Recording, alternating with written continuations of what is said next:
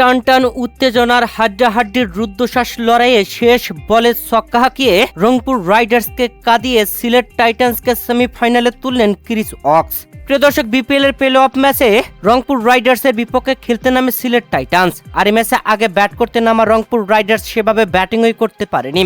দাপটি ও bowling এ চমকে দিয়েছে সিলেট টাইটান্সের বোলাররা। রংপুর রাইডার্সের পরপর উইকেট তুলে নিয়ে 111 রানে আটকে দেয়। পুরো 20 ওভার খেলে 9 উইকেট হারিয়ে 111 রান করে রংপুর। দলের হয়ে সর্বোচ্চ রান করেন মাহমুদুল্লাহ রিয়াদ, 33 রান করেন তিনি। সেমিফাইনালে উঠতে 112 রানের লক্ষ্যে ব্যাট করতে নেমে সিলেট টাইটান্সও শুরুতেই কঠিন চাপে পড়ে গিয়েছিল।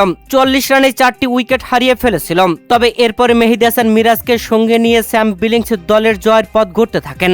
তবে মেহেদী হাসান মিরাজ 17তম ওভারের শেষ বলে আউট হয়ে যান 23 বল খেলে 18 রান করে।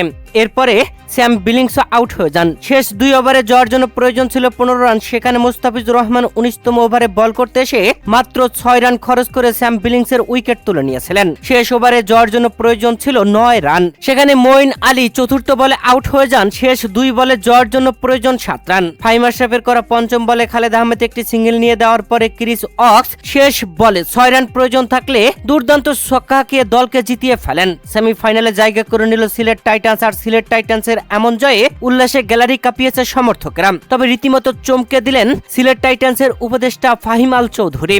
জয়ের পরেই সেজদায় লুটিয়ে পড়েন তিনি।